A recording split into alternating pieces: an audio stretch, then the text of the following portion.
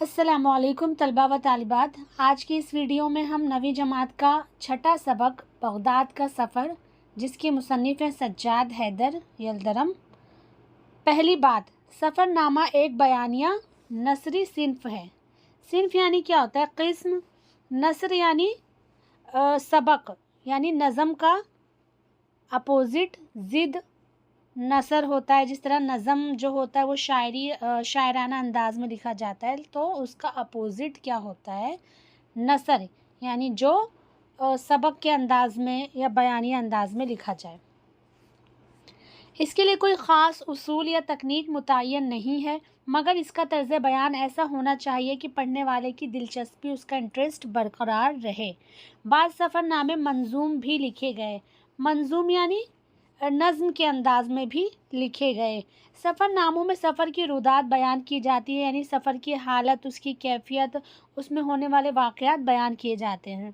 سیاح اپنے سفر کے دوران جن مقامات کی سیر کرتا ہے، وہاں اسے جو تجربات اور مشاہدات حاصل ہوتے ہیں، ان کی تفصیل وہ سفر نامے میں پیش کر دیتا ہے۔ اس تفصیل میں جغرافیائی محل وقوع، تاریخی مقامات، تہذیب و تمدن، رسم و رواج، سماجی حالات، موسم اور مناظر، سیاسی صورتحال، ادبی و ثقافتی، یعنی ادبی و ثقافت یعنی کیا ہوتا ہے؟ تہذیب ہوتا ہے۔ وہی چیز ہے کہ تہذیب و تمدن، ادبی و ثقافتی دونوں ایک ہی بات ہے۔ سرگرمیاں وغیرہ جیسے بہت سے موضوعات شامل ہوتے ہیں۔ ہر سفر نامے کی اپنی مخصوص فضا ہوتی ہے۔ سفر نامہ لکھنے والا اکثر و بیشتر اپنے سفر نامے کو دلچسپ بنانے کے لیے رنگین بیانی، افسانہ طرازی اور مبالغہ آرائی سے بھی کام لیتا ہے۔ آگے ہے جان پہچان۔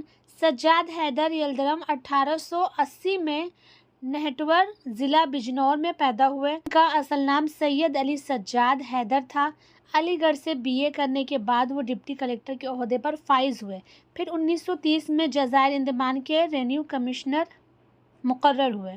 خیالستان اور جمالستان ان کے افسانوں کے مجموعے ہیں۔ ان کے مضامین اور افسانوں پر رومانیات کے اثرات حاوی ہیں۔ انہوں نے ترکی ناولوں اور ڈراموں کے ترجمے بھی کیے۔ وہ ہر شے میں حسن کو تلاش کرتے ہیں۔ انہیں ادب لطیف کے بانیوں میں شمار کیا جاتا ہے۔ بانی یعنی بنیاد ڈالنے والا۔ ان کا انتقال 12 اپریل 1943 کو لکھنؤ میں ہوا۔ اردو میں سفر نامے کا آغاز 19ویں صدی کے نصف میں ہوا۔ یوسف خان کمبل پوش کا سفر نامہ عجائبات فرنگ اردو کا پہلا سفر نامہ ہے، جو 1847 میں لکھا گیا۔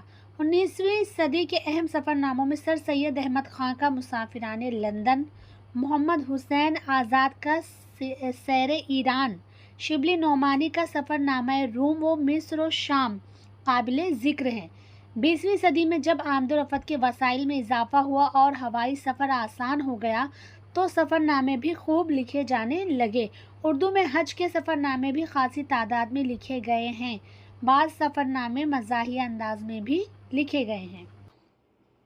مصنف لکھتے ہیں کہ میں یہ نہ بتاؤں گا کہ میں کب اور کیوں اور کہاں سے روانہ ہوا، کیونکہ میرے دوست ان تمام باتوں سے واقف ہیں، اور جو مجھے نہیں جانتے انہیں بتانے کی ضرورت نہیں۔ صرف اتنا کہہ دینا کافی ہے کہ بغداد شریف جا رہا ہوں۔ بالکل صحیح بات ہے۔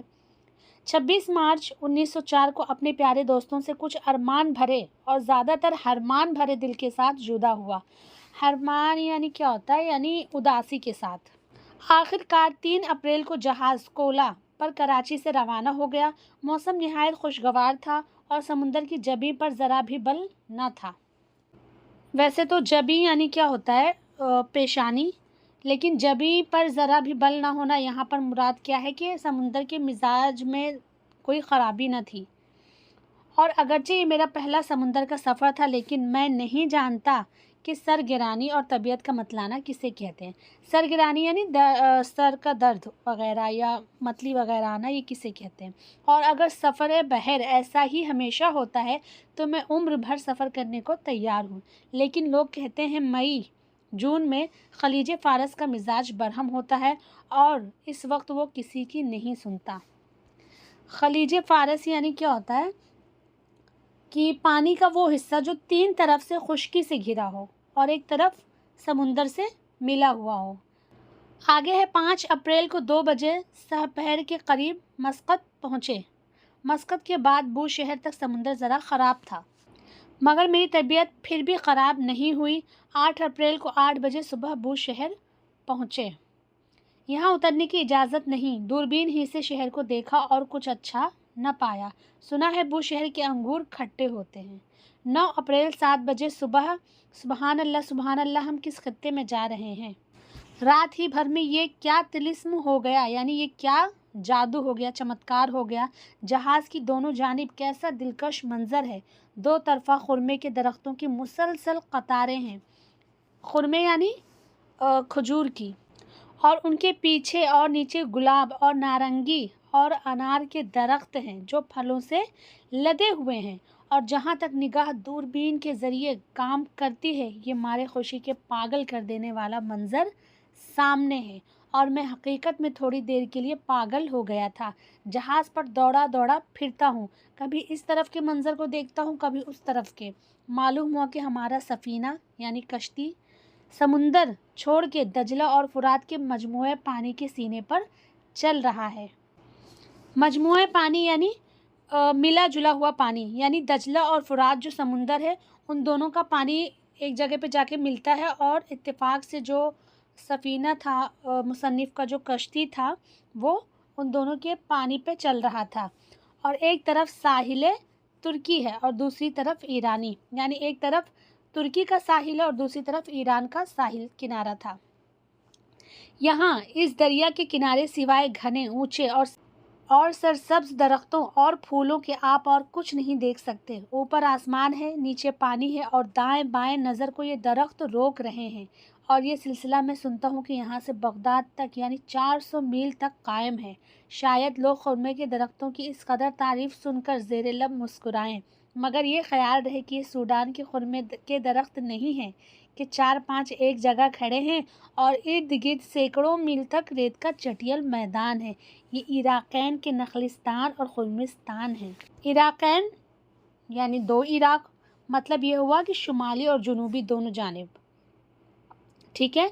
खुर्मिस्तान यानी क्या होता है, खजूरों का बाग, जिनके साए में हर किस्म के फूल और फल लगे हुए हैं और दिमाग को मुअत्तर कर रहे हैं। मुअत्तर यानी इतर, खुशबू फैला रहे हैं। 2 बजे मुहम्मरा पहुँचे। एक छोटा सा मकाम है, यहाँ ईरानी सरहद ख़त्म होती है और यहाँ से 2 तरफा साहिल तुर्की है। मुहम्मरा से बसरा कोई 30-35 मील के फासले पर है और ज़रा आगे बढ़ते ही बसरा के मज़ाफ़ात शुरू हो जाते हैं। मुज़ाफ़ात ये क्या माना है यहाँ पर, इराक़ का साहिल शहर, यानी इराक़ के किनारे का शहर। दरिया के किनारे दरख्तों के झुंड वहीं हैं, फूल वहीं हैं, मगर अब इनमें उमराए बसरा के मकानात शुरू हो जाते हैं। उमरा ये अमीर की जमा है। उमराए बसरा यानी बसरा के जो अमीर तरीन लोग थे, उनके मकानात शुरू हो जाते हैं और इन कुदरती बेजान फूलों में इंसानी ज़िंदा फूल और गुंचे नज़र आने लगते हैं। यानी हसीन और नहायत हसीन यहूदी, आर्मेनियन और खाल तुर्क औरतें, लड़के और लड़कियां दौड़ दौड़ के लबे दरिया हमारे जहाज़ को देखने आती हैं और हम दौड़ दौड़ के डेक के किनारे उनको देखने जाते हैं। काश ये सिलसिला लामुतनाही होता। लामुतनाही यानी कभी ना ख़त्म होने वाला, मगर वो तो 1-2 घंटे ही में जहाज़ बसरा पहुंच गया। यहाँ कौमों में बहुत मुखालता है, यानी मिलजुल कर लोग रहते हैं। मुसलमान, ईसाई और यहूदी अबा और क़बा भी पहनते हैं। अबा ये जैसे सऊदी में जुब्बा वगैरह पहना जाता है उस तरह का होता है, और क़बा कैसा होता है ना, एक किस्म का कोट होता है, कोट का कपड़ा होता है जो आगे से खुला हुआ होता है। और बहुत से कोट पतलून पहनते हैं। तुर्की टोपी ओढ़ते हैं और तो और नामों से भी पता नहीं चलता कि कौन मुस्लिम है कौन गैर मुस्लिम। मेरे साथी अर्मनी जो थे उनके नाम थे नसरुल्लाह मसीह और शुक्रुल्लाह सब्बाग। अर्मनी आज के टाइम पे एक जगह का नाम है। आर्मेनियन करके अगर आप गूगल पे सर्च करेंगे तो आपको पता चलेगा कि आर्मेनियन में 97% लोग जो हैं वो क्रिश्चियनिटी को मानते हैं, यानी हज़रत ईसा अलैहिस्सलाम को मानते हैं। तो यहाँ पर मुसन्निफ़ क्या बताना चाहते हैं कि वहाँ पर क्या हुआ उनके साथ कि मुसलमान, ईसाई, यहूदी, ये सब, इन सब का लिबास बल्कि इनके नाम भी एक जैसे थे। इसलिए मुस्लिम और गैर मुस्लिम में फ़र्क करना या पहचान पाना बड़ा मुश्किल काम था। यहाँ एक और बात अजीब देखी, हमारे यहाँ तो अंग्रेज़ उमूमन इस बात को पसंद नहीं करते कि हिंदुस्तानी अंग्रेज़ी टोपी कपड़े वगैरह कुछ भी पहने, और ख़ासकर ये कि अंग्रेज़ी टोपी ओढ़ें। यहाँ तुर्क इस बात के ख्वाहिशमंद हैं कि सब उनकी टोपी ओढ़ें। चुनांचे ये दोनों अरमनी साथी अंग्रेज़ी टोपी पहनते थे। बसरा पहुँचते ही तुर्की टोपी पहनने लगे। मैंने पूछा तो कहा, हम तुर्की रियाया हैं, लिहाजा यहाँ हमें तुर्की टोपी पहनना ज़रूरी है। यहूदी उमूमन आबा व क़बा पहनते हैं, और अब अरब तो बिल्कुल यही, यानी जो यहूदी होते हैं वो आमतौर से अमूमन आबा व क़बा पहनते हैं, और जो अरब होते हैं अरब बिल्कुल यही पहनते हैं, यानी उनका लिबास ही वही है, जुब्बा। और जो तुर्की होते हैं वो हर तरह का लिबास पहनते हैं, और बल्कि अपने आप को यूरोपियन ही ज़्यादातर वो समझते हैं, यानी अरबों, यहूदियों और अर्मेनियों से बालातर अपने आप को वो लोग उनसे ऊंचा समझते हैं। कौन लोग? तुर्की लोग। सहपहर को जहाज़ बसरा से रवाना हो गया। चौथे रोज़ हम बगदाद पहुँचे। बगदाद के मकान सब कच्चे और शानदार हैं। दजला के दोनों किनारे कस्र बहुत खूबसूरत और नई वज़ा के हैं। कस्र यानी महल, इमारतें, नई वज़ा यानी नई तर्ज पर बनाए गए हैं। सड़क से मकानों में दाखिल हुए तो ताज्जुब होता है कि मकानों में कैसी सफाई रखी जाती है। यहाँ आमतौर पर लोग ज़रूरियात ज़िंदगी पर ज़्यादा खर्च करते हैं। गवर्नमेंट हाउस यानी वो इमारत जिसमें तमाम कचहरियाँ और दफातर हैं, और जिसे यहाँ सराय हुकूमत कहते हैं, बड़ी शानदार, और दफातर हिंदुस्तान के दफ्तरों के बल्कि उनसे बेहतर सजे हुए हैं। मदीनतुल इल्म वल फ़ज़्ल बगदाद अपनी तमाम फजीलत खो बैठा है। मदरसा निज़ामिया के शहर में आज ईरानी या नई तालीम का ऐसा कोई मदरसा नहीं है जिसे कॉलेज के लक़ब से याद किया जाए। हाँ, 10-12 स्कूल हैं जिनमें ज़्यादातर यहूद व नसारा के या American mission, Protestant mission, French Catholic mission के हैं। ये स्कूल हिंदुस्तान के मिशनरी स्कूलों की तरह बहुत मुनज़्ज़म और उम्दा हालत में हैं। तो यहाँ पर हिंदुस्तान के क्रिश्चियन स्कूलों की बात हो रही है, यानी आप देखेंगे कि हिंदुस्तान में जो मुसलमानों के ज़रिए कायम किए गए स्कूल हैं, उर्दू स्कूल, उनकी हालत कैसी है, देखने में वो स्कूल लगते ही नहीं है, सबसे पहली तो ये। और स्कूल में जो निज़ाम होता है, जो मैनेजमेंट होता है, वो तो हम सब जानते ही हैं, लेकिन जो मिशनरी स्कूल हैं, जो क्रिश्चियन के ज़रिए कायम किया गया स्कूल है, आप देखेंगे उसको हम कॉन्वेंट स्कूल भी बोलते हैं, इंग्लिश मीडियम भी बोलते हैं। तो वहाँ स्कूल जो है वो दिखने में भी स्कूल जैसे लगते हैं, और वहाँ की तालीम भी इस तरह से, मैनेजमेंट वगैरह इतना अच्छा होता है। तो वही चीज़, तो मुसन्निफ़ जो है इतना पहले उन्होंने इस चीज़ को नोटिस किया कि किस तरह से उस टाइम पे भी ये फ़र्क आप देख सकते हैं कि मुसलमानों की तालीम में बहुत बुरी हालत थी, और जो क्रिश्चियन थे, यहूद व नसारा थे, उन्होंने अपने उतने उम्दा आला और मुनज़्ज़म स्कूल कायम किए थे और उसमें मेहनत कर रहे थे। और मुसलमान उस वक्त भी तालीम में पीछे थे और आज भी हैं। मुसलमानों की तरफ से कोई स्कूल नहीं, सिर्फ हुकूमत की तरफ से चंद स्कूल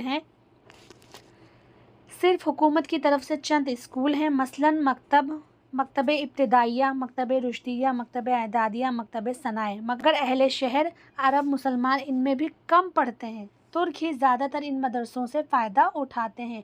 यहाँ तालीम निस्वा के माना सिर्फ मज़ामीन मुताल्लिक़ तालीम निस्वा लिखना नहीं है। ईसाइयों और यहूदियों के तो बहुत से मदारिस निस्वा हैं, उनके कहने की ज़रूरत नहीं। मुसलमानों के लिए भी एक मकतब निस्वा है जो हाई स्कूल के दर्जे तक है, और इसमें तुर्की और बाज़ अरबी ख़ानमें पढ़ती हैं। ख़ानमों के ज़िक्र में पर्दे का ज़िक्र भी बेमौका ना होगा, यानी जब ख़ानम यानी ख़ानमों यानी जो ख़ान सरनेम है, ये उसका मुअन्नस है, जिसे हमारे यहाँ क्या इस्तेमाल किया जाता है, ख़ातून, है ना। तो मुसन्निफ़ क्या कहते हैं कि ख़ानमों का ज़िक्र आ ही गए तो पर्दे का ज़िक्र करना भी बेमौका नहीं होगा। यहाँ तमाम मुसलमान औरतें अदना और आला दर्जे की बुर्का ओढ़कर ख़ुद बाज़ार जाती हैं और ख़रीदो फ़रोख्त करती हैं। तुर्की ख़ानमों का पर्दा तो बिल्कुल बराए नाम होता है।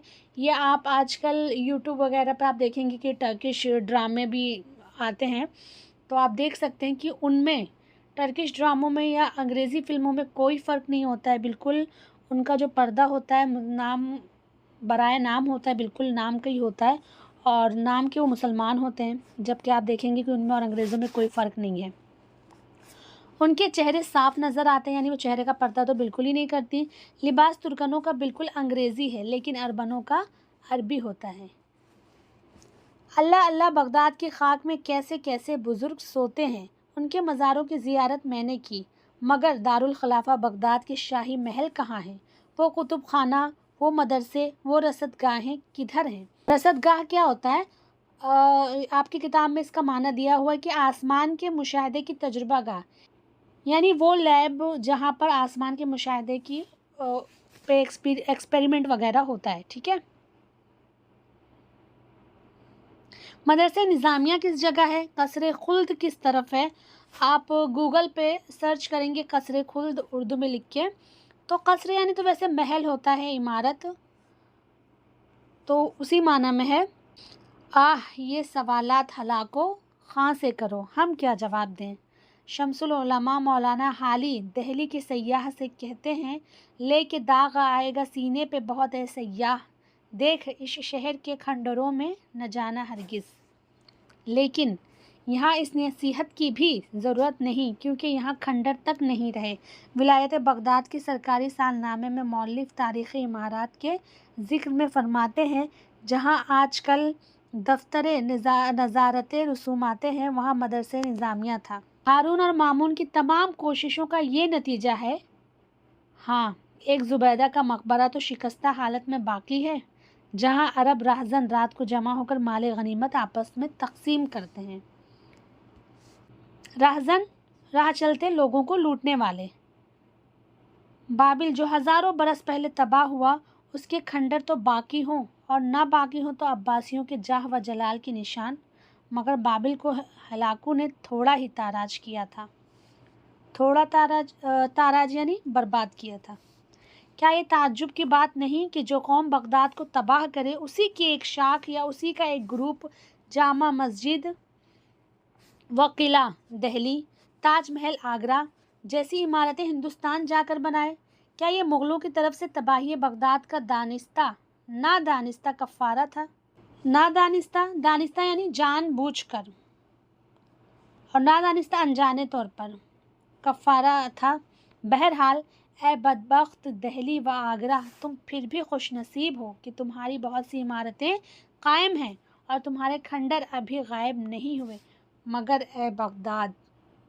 तो अल्हम्दुलिल्लाह हमने ये सबक मुकम्मल कर लिया, और सबक में बहुत से मुश्किल अल्फाज हैं, तो आपको क्या करना है कि इस सबक को एक बार नहीं बल्कि 2-3 बार खुद से रीड करना है। इससे क्या होगा कि आपको जो अल्फाज मुश्किल लग रहे हैं आपको वो समझ में भी आएगा, आप उसको अच्छे से रीड कर पाएंगे, अपने ज़बान से अदा कर पाएंगे, और जब वीडियो 2 बार 3 बार सुनेंगे तो आपको अल्फाज के माना भी जगह पे याद हो जाएंगे और सबक का मतलब भी समझ में आ जाएगा। ठीक है।